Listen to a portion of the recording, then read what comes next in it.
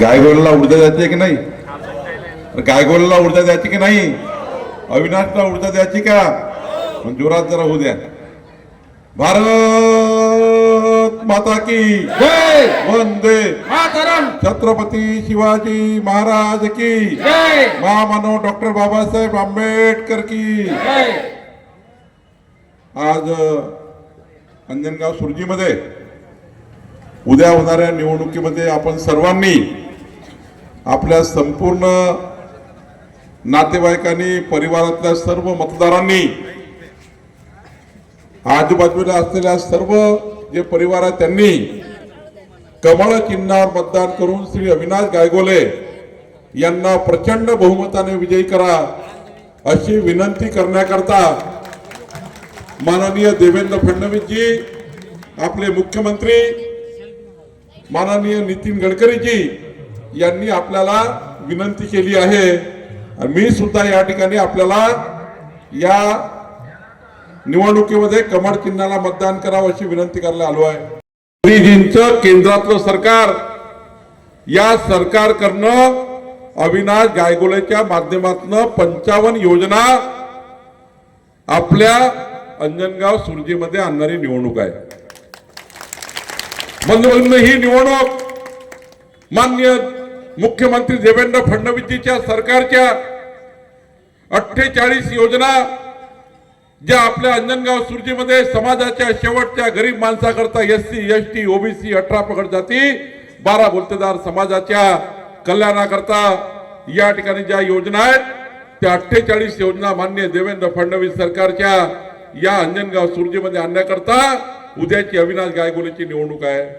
आणि एवढंच नाही तर चंद्रशेखर बावनकुळे पालकमंत्री म्हणून 750 कोटी रुपयाचे अधिकार जे मला माननीय मुख्यमंत्र्यांनी दिले आहेत, या अधिकाराचा वापर करून 22 योजना ज्या पालकमंत्री म्हणून करायच्या आहेत त्या अंजनगाव सुरजीमध्ये आणण्याकरता ही निवडणूक आहे. अंजनगाव सुरजीमध्ये आणण्याकरता निवडणूक आहे. बंधू भगिनींनो, अविनाश गायगोले निवडून आल्यानंतर अविनाश गायगोलेजींना आपल्याला विकसित अंजनगाव सुरजीचा विकास आराखडा तयार करायचा आहे.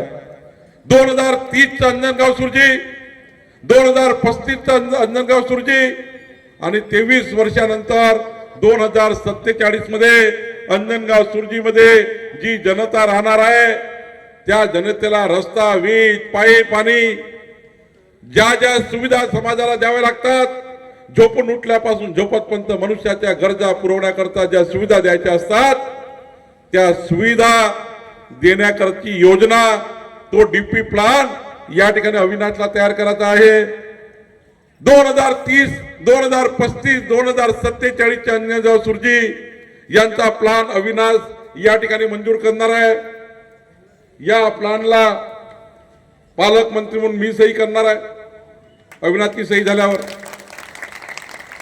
आणि घेणार नाही. बंधू भगिनींनो, आपल्या सरकारने इलेक्ट्रिक बिल माफ केलं आणि आता तर माननीय देवेंद्रजीने अंजनगाव सुरजी करता मुख्यमंत्री सौर वाहिनी योजना आणलेली आहे. अविनाश निवडून आल्याबरोबर अविनाश आपल्याला मुख्यमंत्री सौर वाहिनी योजनेचा प्रकल्प आपल्या अंजनगाव सुरजीमध्ये टाकायचा आहे. आणि हा प्रकल्प काय असणार आहे? आमच्या कोराडीवरनं जे वीज तयार होते, चंद्रपूरवरनं वीज तयार होते, ही वीज कोळशावरची वीज जी अंजनगाव सुरजीमध्ये येते, ही जी वीज चालू आहे ही 8 रुपये युनिट आहे. ही प्रत्येक वर्षाने 80 पैसे वाढणार आहे. कोळशाचे रेट जसे जसे वाढतील तसे विजेचे रेट वाढणार आहे. पुढच्या 29 पर्यंत ह्या विजेचे रेट 12 रुपये होणार आहे. 12 रुपयाची वीज अंजनगाव सुरजीला परवडणार नाही. मध्यमवर्गीय गरीब माणूस विजेचं बिल भरू शकणार नाही. आणि म्हणून देवेंद्रजीने सूर्यप्रकाशावर तयार होणारी 2 रुपये 80 पैशाची वीज अंजनगावला देण्याचा निर्णय केलेला आहे. 2 रुपये 80 पैशाची वीज देण्याचा निर्णय केला आहे. 2029 मध्ये जेव्हा आपण विधानसभेला लढू तेव्हा जसं प्रवीण तायडेजी बसले आहे, वानखेडेजी बसले आहेत, आपले सर्व आमदार बसले आहेत, संजय भाऊ या ठिकाणी माजी मंत्री आहेत, मी तुम्हाला वचन देतो की 2029 मध्ये अंजनगाव सुरजीच्या गरीब माणसाच्या घरी 12 रुपयाची नाही तर 6 रुपयाची वीज पोहोचवल्याशिवाय आम्ही राहणार नाही. 6 रुपयाची वीज पोहोचवणार आहे. माननीय प्रधानमंत्री मोदीजींनी अंजनगाव सुरजी करता प्रधानमंत्री सूर्यघर योजना नगरपालिकेला दिली आहे. अविनाश निवडून आल्याबरोबर तू काय खाली बस नको, शांत बस, काळजी नको करू. हा ना, ते करतो ना, चिंता नको करू. अविनाश निवडून आल्याबरोबर आमचे नगरसेवक कुठे आहे सर्व? नाही बसा बसा, थोडा तुमच्या हातात काम नाही, मग काम. हे सर्व नगरसेवक निवडून आल्यावर यांनी घरोघरी जायचं आहे. 100 युनिट वीज वापरणारा गरीब ग्राहक, मध्यमवर्गीय ग्राहक 100 युनिट वीज वापरणारा 60% वर लोक बसतात अंजनगाव सुरजी मधले. या ग्राहकांना त्यांच्या घरावर सूर्यघर लावायचं आहे. हे जे लावलं ना बॅनर, याच्यावर सूर्यघर येणार आहे. प्रत्येक घरावर सूर्यघर. मध्यमवर्गीय आर्थिक दुर्बल लोकांची यादी बनवायची. 30,000 रुपयाचं सूर्यघर माननीय पंतप्रधान मोदीजी देणार आहे. हे सूर्यघर अंजनगाव सुरजीला लावायचे आहे. मध्यमवर्गीय गरीब माणसाच्या घरावर लावायचे आहे. हे सूर्यघर लागल्यानंतर पुढचे 15 वर्ष घरी इलेक्ट्रिकचं बिल येणार नाही, 15 वर्ष विजेचं बिल येणार नाही. याकरता अविनाशची निवडणूक उद्याची महत्वाची आहे. अविनाश जर निवडून आला तर सूर्यघर येणार आहे. अविनाश जर निवडून आला तर या ठिकाणी 124 योजनाच्या माध्यमातून अंजनगाव सुरजीचा विकास होणार आहे. बंधू भगिनींनो, आज मला वाटतं की आमच्या सरकार आलं तर बघा, सरकार नसतं आलं तर काय झालं असतं. या कधी काँग्रेसवाल्यांनी उबाठावाल्यांनी सत्यानाश करून टाकला असतं. पण आपलं सरकार आलं. आपल्या सरकारने देवेंद्रजींनी संकल्प केला होता की या गरीब शेतकऱ्याच्या पीक कर्ज माफ केलं पाहिजे. आपल्या शेतकऱ्याचं कर्ज माफ झालं पाहिजे. गाडी घोडा बंगला car Mercedes car farm house घर गावात शेतामध्ये घर बांधलं असेल त्यांचं कर्ज माफ नाही होणार. माफ झालं पाहिजे कर्ज यांचं. पण 40 वर्ष शेतामध्ये राब मेहनत करता आहे. व्याजावर व्याज कर्जवार व्याज होत आहे. व्याजावर व्याज सरळ व्याज झाला. प्रचंड मोठा कर्जाचा बोजा तयार झाला. गरीब शेतकरी आत्महत्येचा विचार करतो आहे.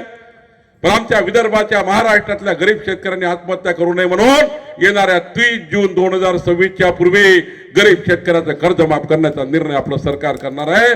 कर्ज माफ करण्याचा निर्णय आपलं सरकार करणार आहे. बंधू भगिनींनो, हे आपले आमदार निवडून दिला किती फायदा होतो. कमळाचे आमदार हे सर्व आमदार रात्री 3 वाजता माझ्या घरी आले.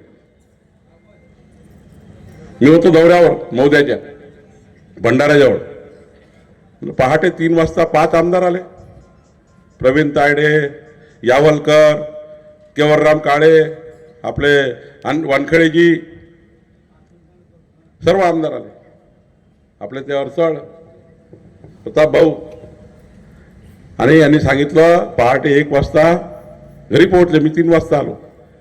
हे म्हणले साहेब आत्ता सही पाहिजे माझी. पालकमंत्री कशाला सही पाहिजे. अमरावती जिल्ह्यामध्ये शेतकऱ्याचं पीक, अमरावती जिल्ह्याचं नुकसानग्रस्त शेतकऱ्याचं पीक जे वाहून गेलं, अतिवृष्टी झाली, पीक त्या ठिकाणी उद्ध्वस्त झालं. सरकारचा नियम होता 65 ml पाऊस पडल्याशिवाय, 65 मिलीमीटर पाऊस पडल्याशिवाय अंजनगावच्या अमरावतीच्या शेतकऱ्याला नुकसान भरपाई देता येत नाही, असा नियम आहे. तुम्ही नियम बघून घ्या काय नियम आहे, काय कायदा आहे सरकारचा. पण या ठिकाणी 5 आमदार निवडून आले भाजपाचे. हे पहाटे 3 वाजता येऊन त्यांनी माझी सही घेतली.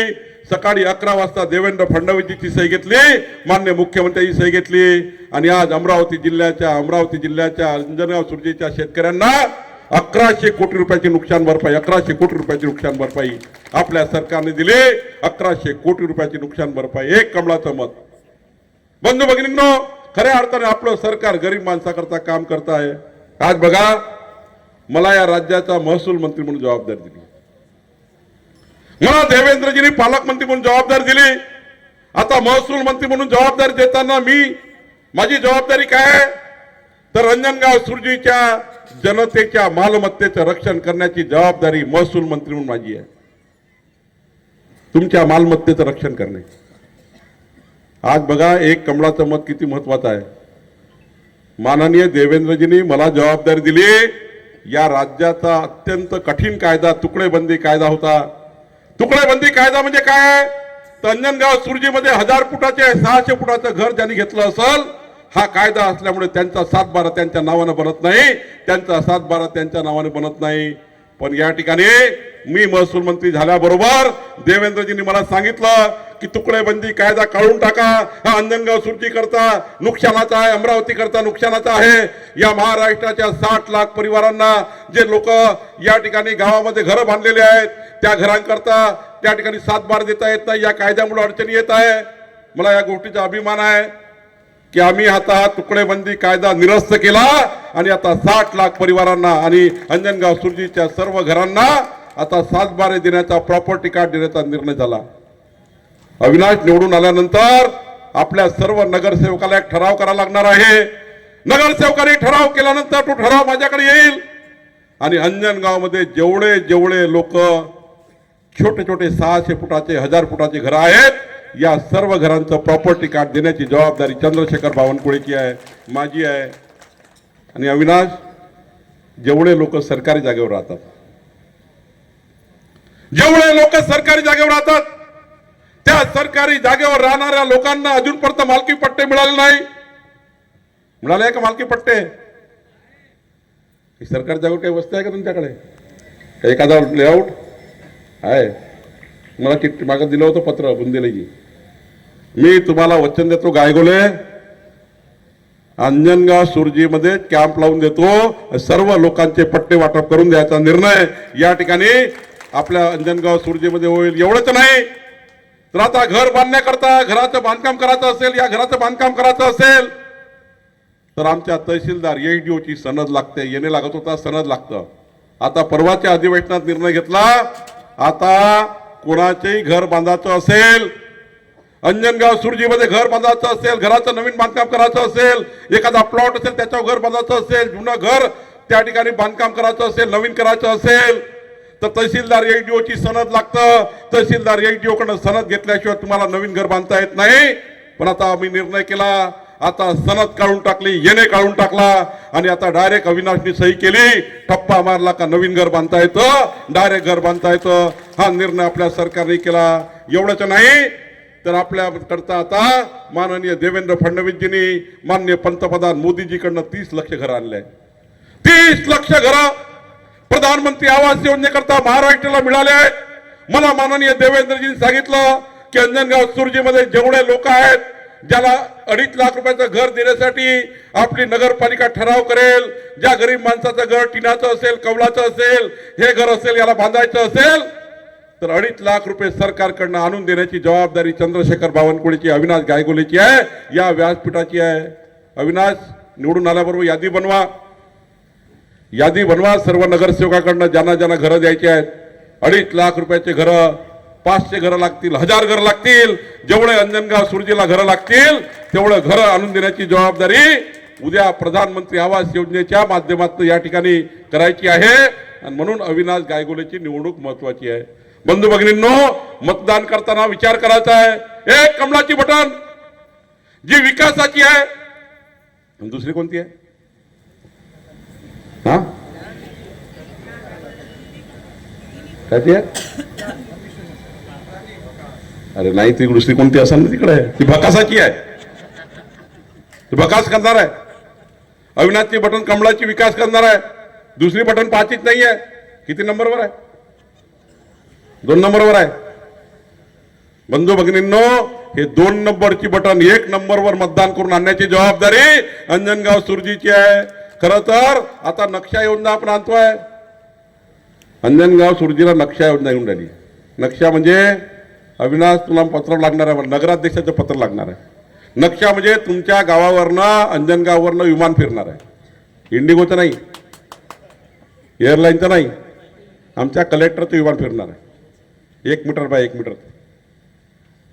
आणि हे विमान कशासाठी फिरणार आहे? इंग्रजाच्या काळापासून कधीही अंजनगाव सुरजीची मोजणी झाली नाही आहे. तुमच्या घराची मोजणी झाली नाही आहे. सरकारने ठरवलं आहे मोजणी करायची. मोजणी म्हणजे वरून तुमच्या जो विमान फिरणार आहे ते पटापट तुमचा घर प्लॉट मोजून तुमचे नक्षा योजनेमध्ये प्रत्येक परिवाराचा नकाशा त्यांच्या घराचा करून द्यायचा आहे. आणि या नकाशा 500 वर्षानंतरही तुमचा मुलगा, तुमचा पडनातू त्यांनी जर तुमच्या मोबाईलवर बघितलं, माझं घर, माझा नकाशा, माझं बांधकाम, माझ्या घराचं बांधकाम 500 वर्षानंतरही तुमची जे काही वारस असतील आपल्या घराचा नकाशा पाहू शकतील मोबाईलवर, असा नकाशा करून तुमची मालकी देण्याचा निर्णय आपलं सरकार करणार आहे. पण एक घर मोजायला 4000 रुपये खर्च येतो. एक घर मोजायला 4000 रुपये खर्च येतो. पण संजय कुटेजी आम्ही दोघे जण इतके उशिरा आलो, 3 तास उशिरा हेलिकॉप्टर न मिळाल्यामुळं 3 तास अंजनगाव सुरजीच्या आमच्या सर्व लोकांना वाट पाहावी लागली.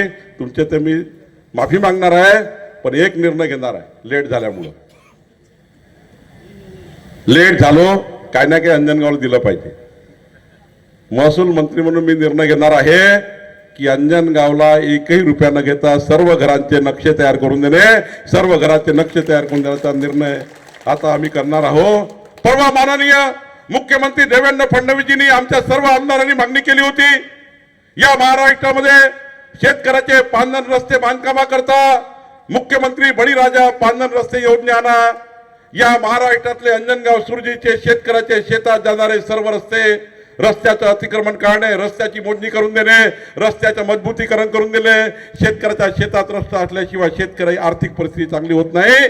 म्हणून या राज्यामध्ये मुख्यमंत्री बळीराजा पांधन रस्ते योजना आली. आणि आता अविनाशजी, मान्य बुंदिलेजी, दर्यापूरमध्ये आपल्या अंजनगाव सुरजीमध्ये जेवढे रस्ते आहेत तेवढी यादी बनवा.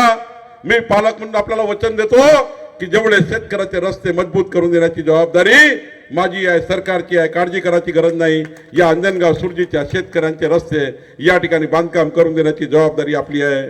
बंधू भगिनींनो, मला खूप सांगता येईल. 38-39 योजना मी एकट्याच्या आणल्या आहेत. देवेंद्र फडणवीस सरकारच्या 124 योजना 2 तासामध्ये मांडू शकतो. एवढ्या योजना सरकारच्या या ठिकाणी आहे. पालकमंत्री म्हणून माझ्याकडे ज्या योजना आहे त्या योजना या ठिकाणी आहे. मी या ठिकाणी एवढंच सांगणार आहे. बंधू भगिनींनो, उद्याची निवडणूक अत्यंत महत्वाची आहे. उद्याची निवडणूक अत्यंत महत्वाची आहे. विकासाची 4 चाकाची गाडी अंजनगाव सुरजीच्या नगरपालिकेसमोर उभी आहे. विकासाची 4 चाकाची गाडी अंजनगाव सुरजीच्या नगरपालिकेसमोर उभी आहे. एक चाक पंतप्रधान नरेंद्र मोदींच्या योजनेचा आहे, जे 55 योजना घेऊन येणार आहे. एक चाक माननीय मुख्यमंत्री देवेंद्र फडणवीसच्या सरकारचा आहे, जे 48 योजनाचा आहे. एक चाक माननीय नितीन गडकरीजी, आपले केंद्रीय मंत्री, त्यांनी मला सांगितलं आहे. तिसरं चाक माननीय नितीन गडकरींचं रस्ते विकास योजनेचं आहे. आणि चौथं चाक चंद्रशेखर बावनकुळे पालकमंत्री म्हणून माझ्या योजनेचं आहे. 4 चाकाची विकासाची गाडी नगरपालिकेसमोर उभी आहे. आणि या गाडीमध्ये पेट्रोल टाकण्याकरता संजय कुटेजी आले, प्रवीण तायडेजी आले, आपले सर्व आमदार या ठिकाणी बसलेले आहेत. पेट्रोल हे टाकतील. पण तुमच्या समोर सवाल आहे अंजनगाव सुरजी समोर. गाडी तर 4 चाकाची आहे, ती विकासाची आहे, पण या गाडीचा ड्रायव्हर कोण बनणार आहे? अविनाश इकडे आता येतो.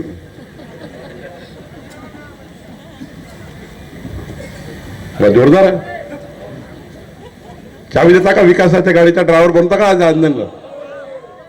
तुम्हाला मी सांगतो, उद्याच्या मतदारातनं अविनाशला या विकासाच्या गाडीच्या ड्रायव्हरची चाबी द्या. द्याल का? सर्व अंजनगाववाले तिकडे मागते सांगा. ते मागे उभे असलेले भाऊ पांटेलेवाले, सावरीचे बी मिळेल तिकडे, हर्षवाले दुकानदार सर्व इकडे. भाऊ तुम्ही असते, तुम्ही दोरी हात वर करते, काही काळजी नको करा. आमची ताई वरची तेही द्यायला तयार आहे. हा, त्यांनी जरा टाच लावला. 4 चाकाच्या विकासाची गाडीचा ड्रायव्हर अविनाशला उद्या भरून टाका.